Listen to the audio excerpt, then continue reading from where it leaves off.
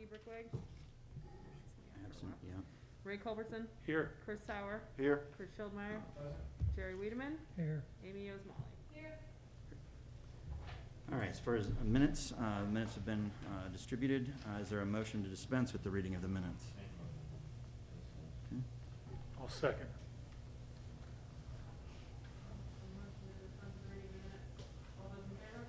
Aye. Treasurer's report. The balance in the CIC's account as of the 18th of this month is $544,248.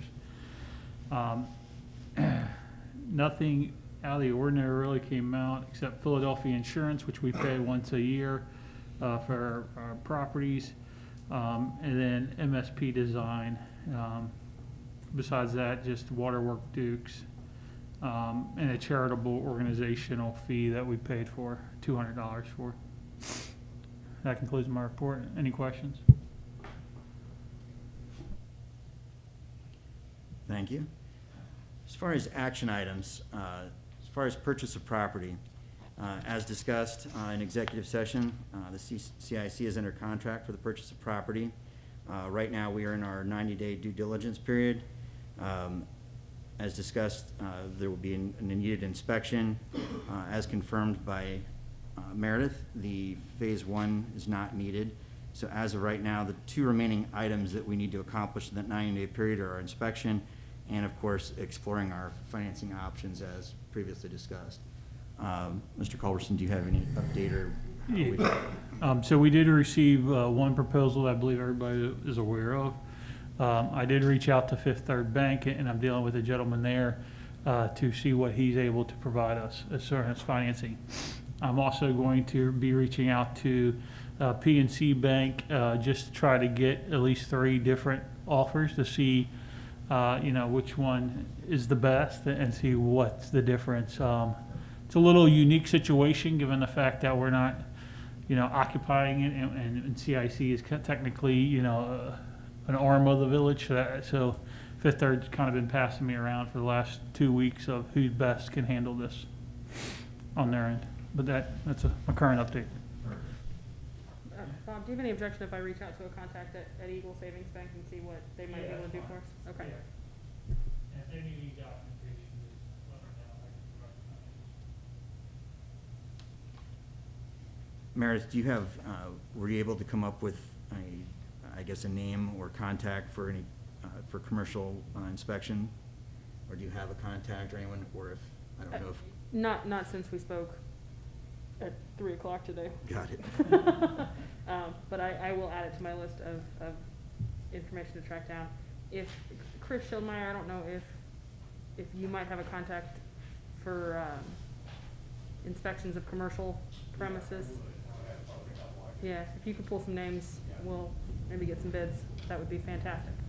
As far as, I don't know what their turnaround time is, but knowing that we have we are inside of our 90-day period as of right now, so as long as they're able to do that, and, as far as even if we get to that point and we come up with those names, that would be great. I would like to be able to even if at this point, whether or not we need to wait until the next meeting to approve, or whether or not we want to go ahead and kind of give blanket approval if we find, again, if there's, are we agreeing upon a range, as far as the cost, or we want to go ahead and get, take the best option out of the 2 or 3 that we get, or do we need to meet again? My point being is I'm concerned about the 90-day period. Given the volume in the real estate market currently, I think if we find an inspector that we like at a not unreasonable cost, I don't think it's worth waiting until the end of February to move on that. So, whatever form that approval motion needs to take, we can include a cap in it. But yeah, if we get some names, I think we need to have them booked in the next week or so. So what are we looking for, ballpark? And I just say we put a motion out there and say not to exceed X dollar. Otherwise, we have to come back for at least it can be a email vote, and that way we're not having to you know, Well, we can't go You by can't that. do oh, you can, okay, so then let's just we put can the do it. cap. Okay. I mean, but if we're gonna do a cap, I mean, I don't even know what a reasonable amount, 5,000, 10,000? Okay. So knowing that we're not gonna have to do the phase one, that does help a lot, so, All right, I'll make a motion that we reach out to inspector and accept, or, you know, at least reach out to at least no less than two and approve up to a $5,000 cap. And specifically authorizing either me or Jonathan Stuchel to engage that. Yes. Okay. Okay, do I have a second on that?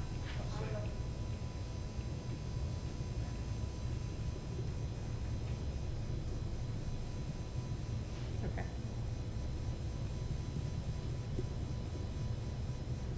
I assume we need an up-down vote on that one. yes.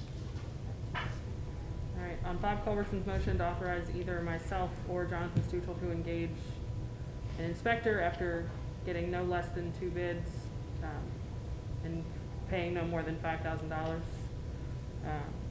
Jonathan Stuchel, Yes. Tom Rolfson, Yes. Bob Culberson, I vote yes. Joe Prickler, Yes. Ray Culberson, Yes. Chris Sauer, Yes. Chris Schildmeyer, Yes. Jerry Wiedemann, Yes. Amy Osmalley. Yes. Thank you all very much.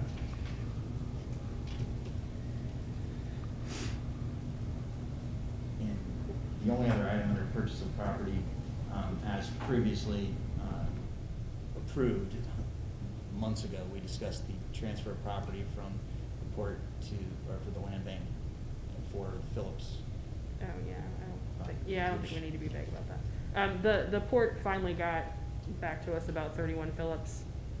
My recollection is that the board had previously approved It was. taking that back, so, we're just gonna go through the actual mechanics of taking it back. And again, just as a refresher, that was a buildable lot, so we'll explore those possibilities here as we go. And, Bob, we will need a check at some point. Meredith can get you the amount as far as for closing. Yeah, we can talk about that in a meeting. As far as status of new developers for the shopping center, the development group does want to meet with the board as a whole. I did have a meeting with them about a week and a half ago, just kind of a brief meet and greet. I got to know each other and shared some ideas and kind of got acquainted. I am excited for the opportunity for you all to be able to meet them as well. It is refreshing to know that we finally seem to have found someone that kind of shares in our vision.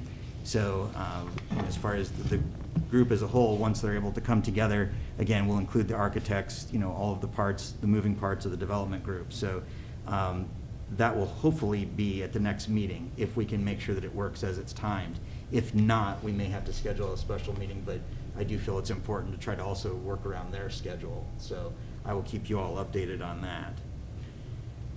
As far as status of Long John Silver's old firehouse property, if Meredith can kind of give us a brief update on that to kind of let us know where we are.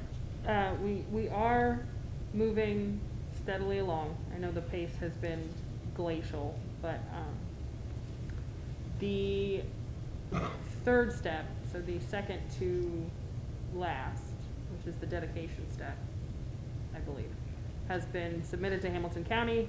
They are running 3 to 4 weeks behind, just between volume and COVID and people working from home. So that step should be accomplished hopefully by the end of this month or the first week of next. So I would hope that we would be able to take title in the middle of March-ish. That's my update. I have no further information. Thank you, Meredith. I think everyone in the village will look forward to that, and hopefully we'll be able to schedule a demolition party. So I'm sure people will be thrilled to see that. We can maybe even turn that into a nice fundraiser. There you go. As far as this evening, there was going to be a presentation from the executive director of Go Vibrant.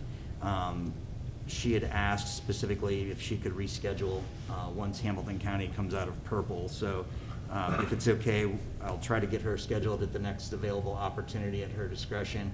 I still believe that would be a, you know, a worthwhile endeavor for the CIC to explore as a sponsoring agent.